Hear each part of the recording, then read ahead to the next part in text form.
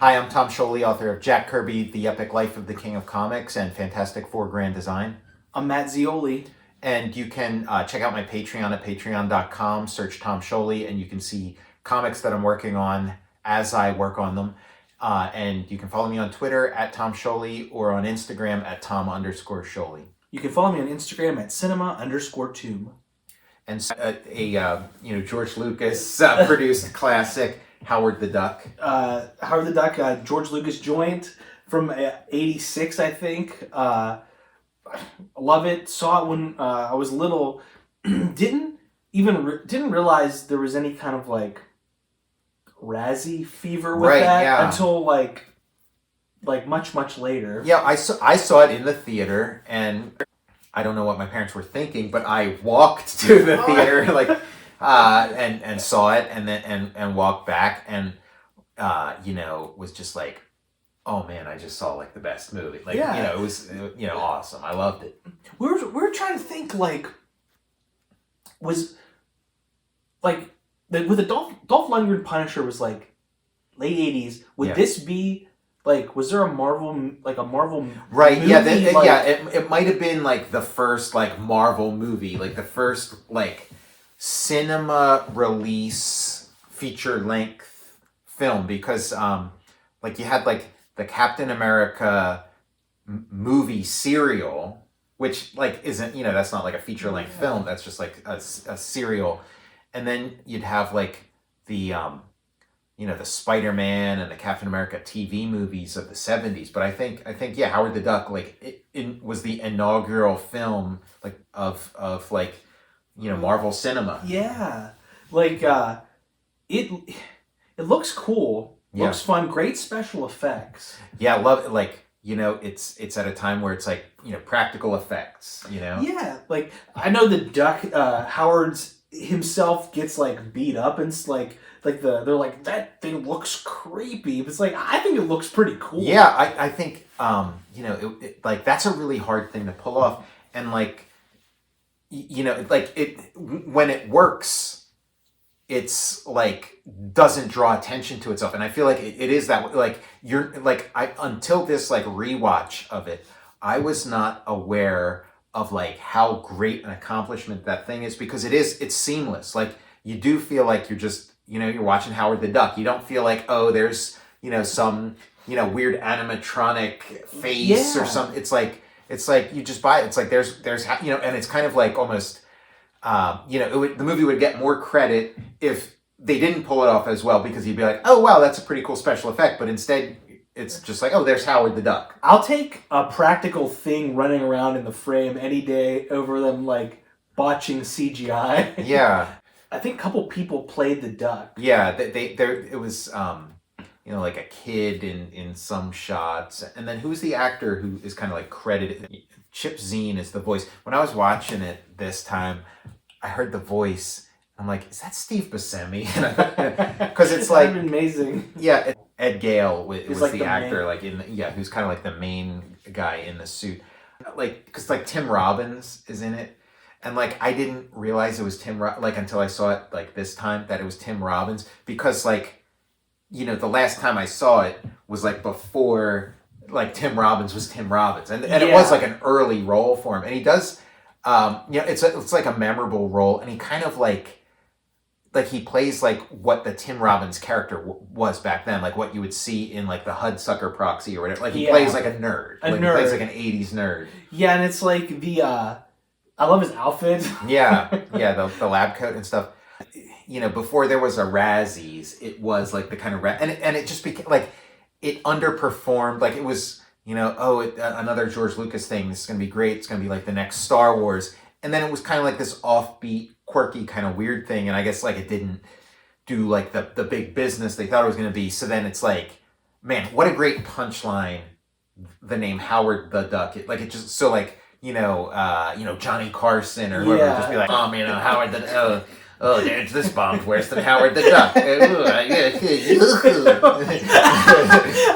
I remember I'm like sitting around somewhere in like high school or something. It's like reading. They're like, the list of the biggest bombs of all time is like Heart Beeps with Andy Kaufman's on there and like Howard the Duck. Well, and then you could also like if you're like a late night comedian or whatever, you could be like, you know, Howard the Duck really laid an egg. It was not Quacktastic. Like the writers, it was like the husband and wife team who wrote Temple of Doom. Yeah. So he's part of like George Lucas. You know, that whole crew has so many talented people like in their orbit. They can just like pull them in.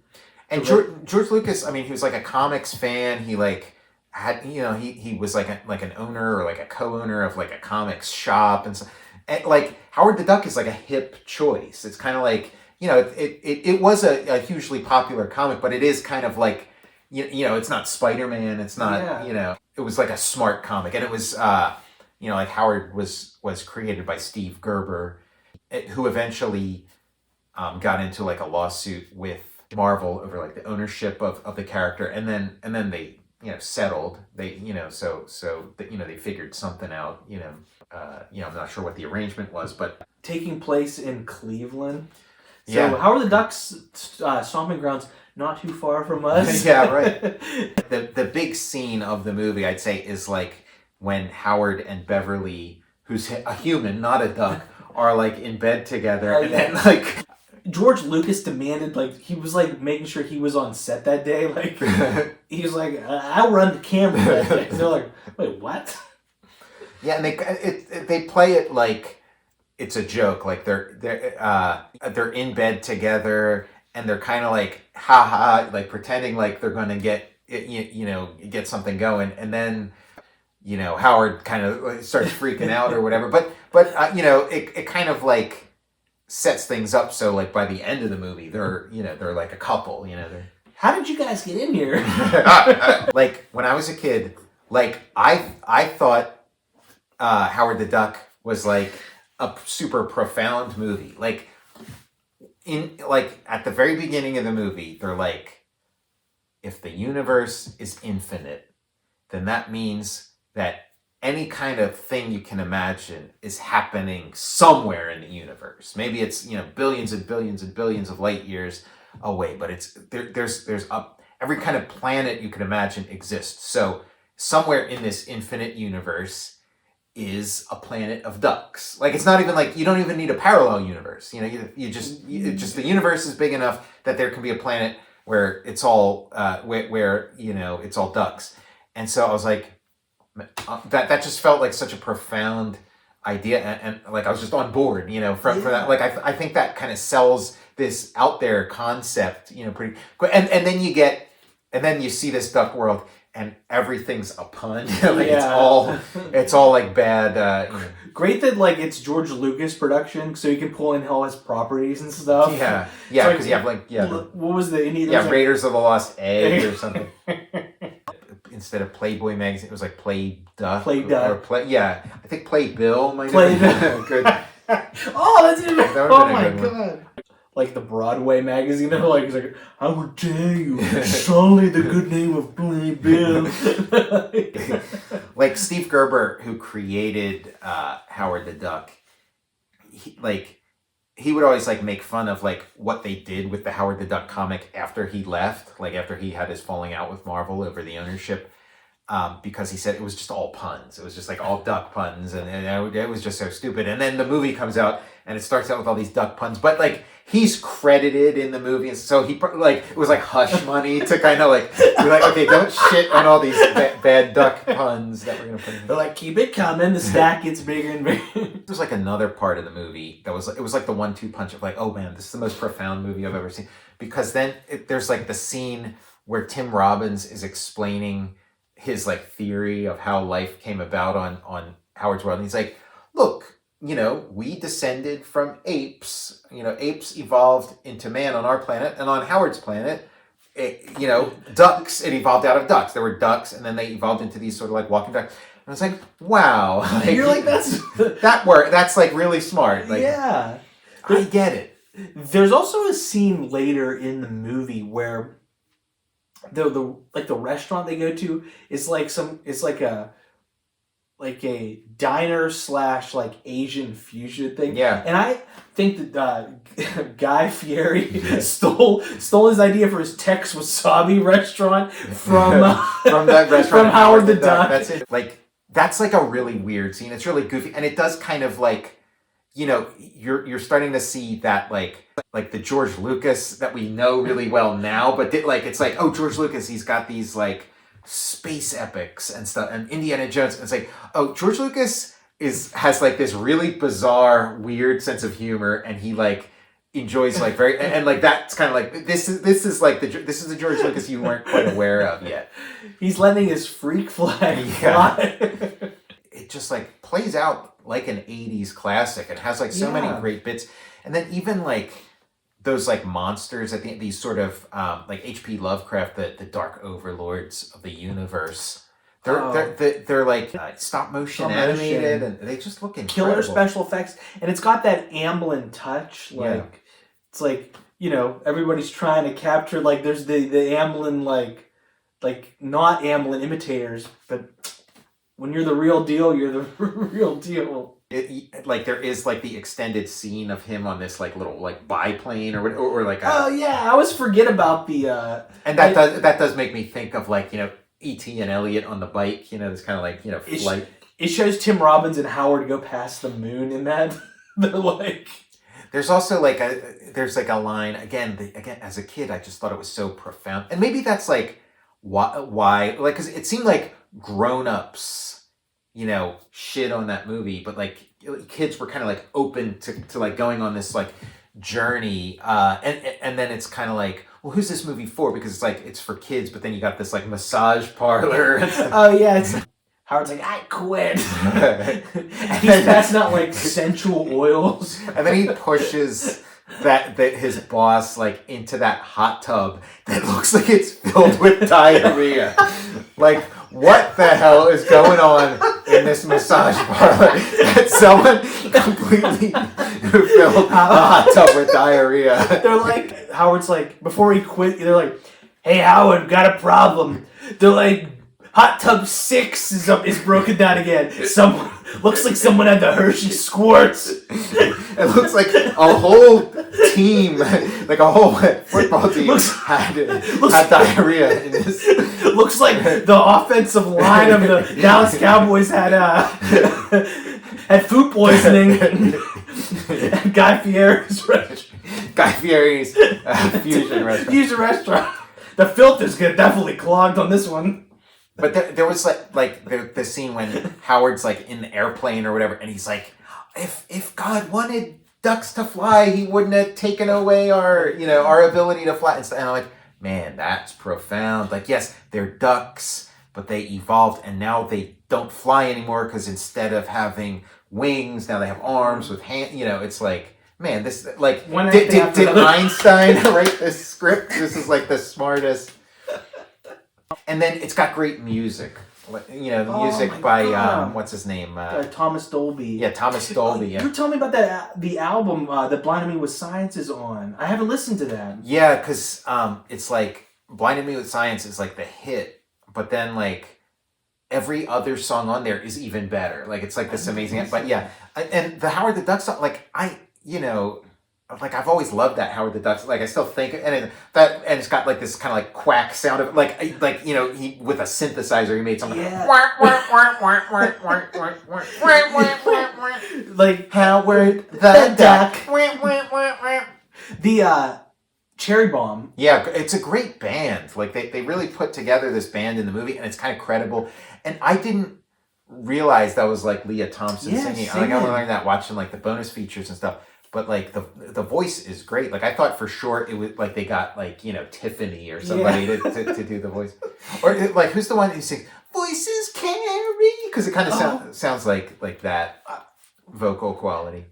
Until Tuesday, okay, yeah. Voices Carry. Like it's but yeah, like Howard the Duck. So they're just like pulling off all these things that like are really hard to pull off, and they nail it. So it's like, you know, it's not like you're not like, oh, you know, they did a really good job of like pretending to be a band. It's like you're just like, oh, I'm watching a band, And I'm watching I'm watching this little duck guy walk around. And the way he emotes, like you're seeing him close up, you're seeing him crystal clear, he's not being hidden or anything, and he's like doing all this like emoting with, his face is doing all these like subtle facial moves and stuff. Great emoting, and like all the action too. He like fighting guys, jumping on the bar, like everything's happening. It looks awesome. Yeah, and you're just buying every minute of. And again, that's like, Lucas was always kind of like pushing this technology, like, and it's and technology in the service of storytelling, and it is like all this technology just to get you to sort of like buy the idea of this like guy from a planet of ducks, showing up. You're right too. Like in a movie, it's always like a credible band is something hard to pull off. Yeah. To really buy it, it's like, oh yeah, this is a band. Of course, the flip side is that it's like, oh, why is this band like shitty? Why isn't their career taking off? Yeah, they should be signed by now. Yeah, cherry bombs on a major label. The foundation of the Marvel Cinematic Universe. Howard the Duck rests on his feathered shoulders.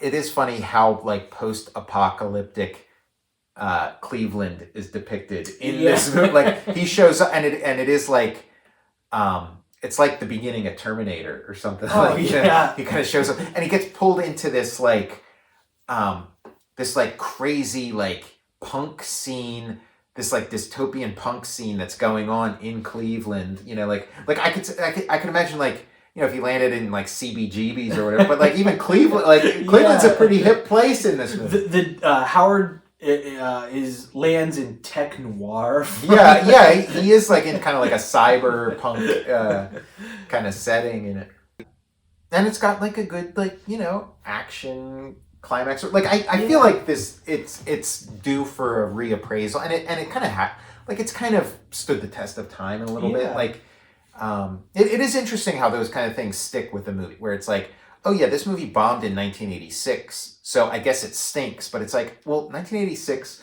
or 1985, whatever it was like a very different time compared to like where we're living. Like why should the popularity of something in 1986 have anything to do with 2021? It was like, is this for kids or is this for adults? And it's like, well, so what? Like the thing I always think about is like,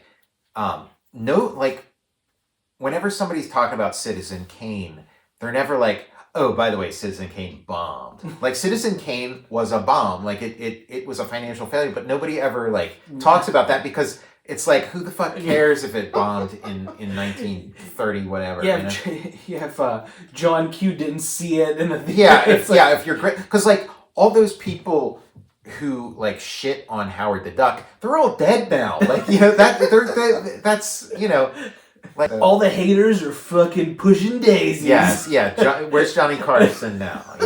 I feel like I've walked onto the set of Howard the Duck too over here.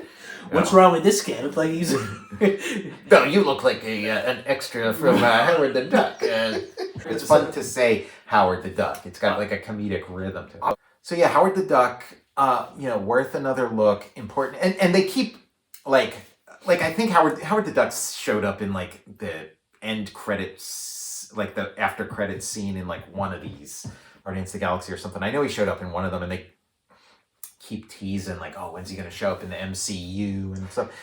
But it's like he's already like, he's off. Howard the Duck is like, he's like the Captain America or what, like he's like the foundation of the Marvel cinema. So not too far off from Howard in the run of Marvel flicks. We're gonna have to do the run of Punisher flicks with Dolph Lundgren. I mean, like the Punisher, there've been some good, Punishers had some respectable showings. I've never seen the Dolph Lundgren version. I'll have to check it out.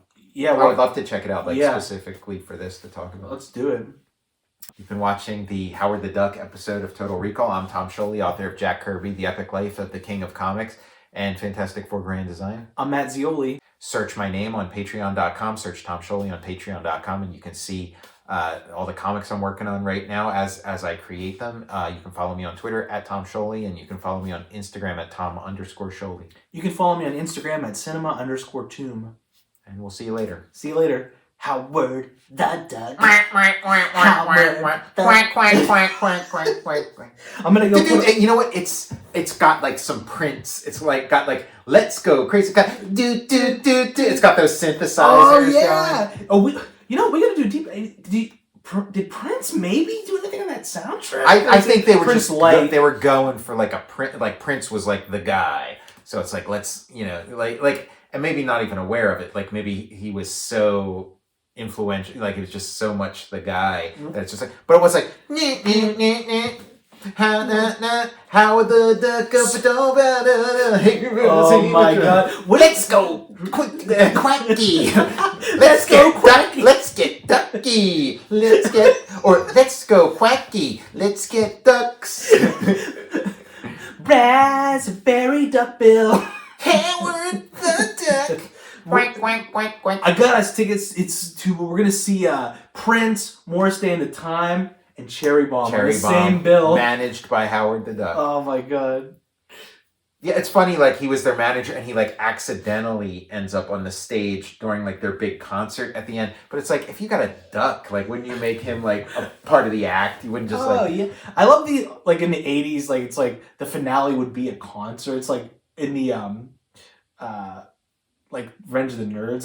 Yeah. It's like,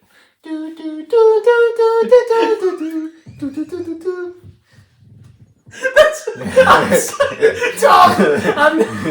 That is spectacular.